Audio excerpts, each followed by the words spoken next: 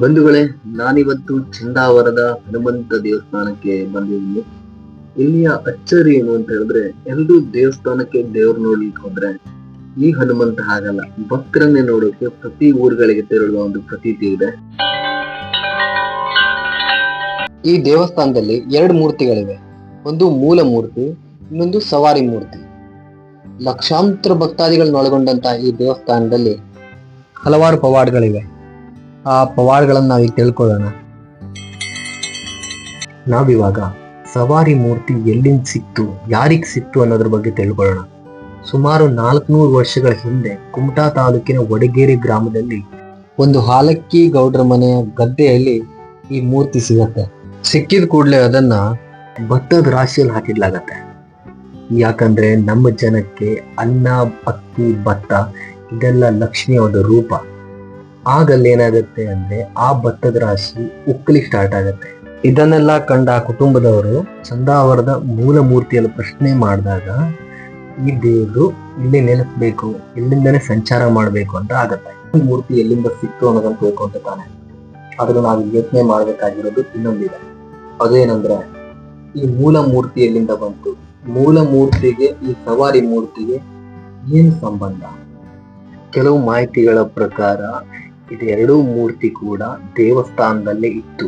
ಅಂದ್ರೆ 400 ವರ್ಷಗಳ ಹಿಂದೆ ಏನು ದೇವ್ರು ಸಿಕ್ಕಿತ್ತಲ್ಲ, ಅದಕ್ಕೂ ಮೊದಲು ಕೂಡ ಈ ಮೂರ್ತಿ ದೇವಸ್ಥಾನದಲ್ಲೇ ಇತ್ತು. ಇಲ್ಲಿಂದನೇ ಸವಾರಿಗಳು ಹೋಗ್ತಾ ಇತ್ತು. ಅಂದ್ರೆ ರಾಜ ಮಹಾರಾಜರ ಕಾಲದಿಂದನೂ ಕೂಡ ದೇವರು ಇಲ್ಲಿಂದನೇ ಸವಾರಿಗೆ ಹೋಗ್ತಾ ಇತ್ತು. ಆದ್ರೆ ಚಂದಾವರದಲ್ಲಿ ಅನೇಕ ರಾಜ ಮಹಾರಾಜರು ಆಳಿದ್ದಾರೆ. ಚಂದಾವರದ ಕದಂಬರು ಹೇಳಿಯೇ ಒಂದು ರಾಜಮನೆತನವಿತ್ತು ಹೇಳಿದ ಒಂದು ಪ್ರತೀತಿ ಇದೆ. ನಂತರ ಚಂದಾವರವು ಗಿರಸೊಪ್ಪ ಅರಸರ ಅಡಿಯಲ್ಲಿಯೂ ಇತ್ತು. ಹಾಗೆ ಈ ದೇವಸ್ಥಾನಕ್ಕೆ ಶಿವಾಜಿ ಮಹಾರಾಜರು ಬಂದಿದ್ದರು ಎಂಬ ಪ್ರತೀತಿಯೂ ಇದೆ. ಹಾಗಾಗಿ ಕೆಲವು ಮಾಹಿತಿಗಳ ಪ್ರಕಾರ ಈ ದೇವಸ್ಥಾನದಲ್ಲಿ 400 ವರ್ಷಗಳ ಹಿಂದೆ ದೇವರು ಸವಾರಿಗೆ ಹೊರಟಾಗ ಕೆಲವು ಸಮಸ್ಯೆಗಳಿಂದ, ಇನ್ನಿತರ ಘಟನೆಗಳಿಂದ ದೇವರು ಅಲ್ಲಿಯೇ ಕಳೆದು ಹೋಗಿರಬಹುದು. ಹಾಗೂ ಆ ಕುಟುಂಬದವರಿಗೆ, ಅಂದ್ರೆ ವಡಗೇರಿ ಒಂದು ಹಾಲಕ್ಕಿ ಗೌಡ್ರ ಕುಟುಂಬ ಉಂಟಲ್ಲ, ಆ ಕುಟುಂಬದವರಿಗೆ ಸಿಕ್ಕಿದೆ. ಮತ್ತೆ ಪುನಃ ಅದೇ ಚಂದಾವರ ದೇವಸ್ಥಾನಕ್ಕೆ ಮರಳಿ ಬಂದಿದೆ ಎಂಬ ಪ್ರತೀತಿ ಕೆಲವು ಬಲ್ಲ ಮೂಲಗಳಿಂದ ತಿಳಿದು ಬಂದಿದೆ. ಆದ್ರೆ ನಾವಿಲ್ಲಿ ಯೋಚನೆ ಮಾಡ್ಬೇಕಾಗಿರೋದು, ಎರಡೂ ಮೂರ್ತಿಗಳು ಸಮಾನವಾಗಿದೆ. ಅಂದ್ರೆ ಎತ್ತರದಲ್ಲಿ ಸ್ವಲ್ಪ ಕಡಿಮೆ ಇದ್ರು ಎರಡೂ ಮೂರ್ತಿಗಳು ನೋಡಲು ಸಮಾನವಾಗಿಯೇ ಇದೆ. ಬಂಧುಗಳೇ, ನೀವಿವಾಗ ದೇವಸ್ಥಾನದ ಇತಿಹಾಸ ಅಂತ ತಿಳ್ಕೊಂಡ್ರಿ. ಹಾಗೆ ಈಗ ಆ ದೇವರ ಪವಾಡವನ್ನ ಹೇಳ್ತೇನೆ. ಹಿಂದಿನ ಕಾಲದಲ್ಲಿ ದೇವರನ್ನ ನದಿ ದಾಟಿಸ್ತಿದ್ರಂತೆ. ನದಿ ಯಾವ ರೀತಿ ದಾಟಿಸ್ತಿದ್ರು ಅಂದ್ರೆ, ಪಾಲ್ಕಿ ನೀರಲ್ಲಿ ಬಿಟ್ರೆ ಎಲ್ಲರೂ ಪಾಲ್ಕಿನ ಹಿಡ್ಕೊಂಡ್ರೆ ಸಾಕಾಗಿತ್ತಂತೆ. ತಾನಾಗೆ ಪಾಲ್ಕಿ ತೇಲ್ತಾ ಮತ್ತೊಂದ್ ದಡಕ್ ಸೇರ್ತಿತ್ತಂತೆ.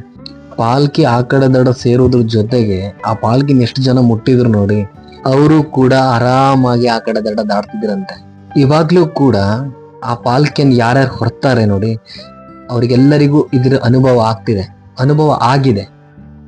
ಪ್ರತಿ ವರ್ಷಕ್ಕೊಮ್ಮೆ ಕಾರ್ತಿಕ ದೀಪೋತ್ಸವ ಆದ ಕೂಡ್ಲೆ ಈ ದೇವ್ರು ಸವಾರಿಗೆ ಹೊರಡುತ್ತೆ. ಸವಾರಿಗೆ ಹೊರಡುವಾಗ ಪ್ರತಿ ಸಲ ಕೂಡ ತನ್ನ ಮನೆಗೆ ವಡಗೇರಿ ಗ್ರಾಮಕ್ಕೆ ಹೊಕ್ಕಿ ಇನ್ನೊಂದು ಊರಿಗೆ ಹೋಗ್ತದೆ. ಇದು ಯಾಕೆ ಅಂತ ಹೇಳಿದ್ರೆ, ಆ ದೇವ್ರನ್ನ ಚಂದಾವರ ಕೊಡುವಾಗ ಅದೇ ಮಾತಿನ ಪ್ರಕಾರದಂತೆನೆ ಕೊಟ್ಟಿದ್ರಂತೆ. ಅಂದ್ರೆ, ನೀನ್ ಪ್ರತಿ ಸಾರಿ ಎಲ್ಲೇ ಸವಾರಿ ಮಾಡುವಾಗ್ಲೂ ನಮ್ಮ ಮನೆಗೆ ಹೊಕ್ಕಿನೇ ಹೋಗ್ಬೇಕು, ಅಂದ್ರೆ ನೀನ್ ಸಿಕ್ಕಿರೋ ಜಾಗಕ್ಕೆ ಬಂದು ಮತ್ತೊಂದ್ ಕಡೆ ಸವಾರಿ ಬೆಳೆಸ್ಬೇಕು ಅಂತ ಹೇಳಿ ಅದನ್ನ ಹೇಳಿ ಕೊಟ್ಟಿದ್ರಂತೆ. ಹಾಗೆ ಯಾವುದೇ ಊರಿಗೆ ಈ ದೇವ್ರು ಪ್ರವೇಶ ಮಾಡ್ಬೇಕು ಅಂತಾದ್ರೂ ಆ ದೇವರಿಗೊಂದು ಕಾಯಿ ಕೊಟ್ಟು ಕರಿಬೇಕು ಅನ್ನೋ ಪ್ರತೀತಿ ಕೂಡ ಇದೆ. ಒಂದು ಸಲ ದೇವ್ರ ಆ ಊರಿಗೆ ಬಂದ್ರೆ ಇನ್ನೊಮ್ಮೆ ಬರ್ಬೇಕು ಅಂದ್ರೆ ಸರಿಸುಮಾರು 8 ರಿಂದ 10 ವರ್ಷ ಬೇಕಾಗ್ತದೆ. ಹಾಗೆ ದೇವರಲ್ಲಿ ಒಂದು ವಿಶೇಷ ಏನು ಅಂದ್ರೆ, ಯಾವುದೇ ಗಾಡಿ ಮೇಲೆ ಕೂಡ ದೇವ್ರ ಹತ್ತಲ್ಲ. ಎಷ್ಟೇ ದೂರ ಇರ್ಲಿ ಮತ್ತೊಂದು ಊರು, ದೇವ್ರನ್ನ ಹೊತ್ಕೊಂಡೇ ಹೋಗ್ಬೇಕು. ಹಾಗೆ ಆಷಾಢ ನವಮಿ ಎಂದು ದೇವಸ್ಥಾನಕ್ಕೆ ಮತ್ತೆ ವಾಪಸ್ ಹೋಗ್ತದೆ. ಆಗ ಹೋಮ ಹವನಗಳೆಲ್ಲ ನಡೀತದೆ ದೇವಸ್ಥಾನದಲ್ಲಿ. ಪ್ರತಿ ಶನಿವಾರ ವಿಶೇಷವಾದ ಪೂಜೆ ಇರುತ್ತೆ, ಹಾಗೂ ಅನ್ನ ಸಂತರ್ಪಣಾ ಕಾರ್ಯಕ್ರಮ ಕೂಡ ಇರುತ್ತೆ. ದಯವಿಟ್ಟು ಎಲ್ಲರೂ ಸಬ್ಸ್ಕ್ರೈಬ್ ಮಾಡ್ಕೊಳ್ಳಿ. ಇನ್ನೂ ಹೆಚ್ಚಿನ ವಿಡಿಯೋಗೆ ನನ್ನ ಸಪೋರ್ಟ್ ಮಾಡಿ. ಇದನ್ನ ನಾನು ದೇವಸ್ಥಾನದ ಆಡಳಿತ ಕಮಿಟಿಯವರ ಹತ್ರ ಹಾಗೂ ಇನ್ನಿತರ ಮಾಹಿತಿಗಳಿಂದ ತಿಳಿದುಕೊಂಡಿದ್ದಕ್ಕಾಗಿ ವಿಡಿಯೋ ಮಾಡಿದ್ದೀನಿ. ಎಲ್ರಿಗೂ ಥ್ಯಾಂಕ್ ಯು ಸೋ ಮಚ್. ಧನ್ಯವಾದಗಳು. ಮುಂದಿನ ವಿಡಿಯೋದಲ್ಲಿ ಸಿಗ್ತೇನೆ.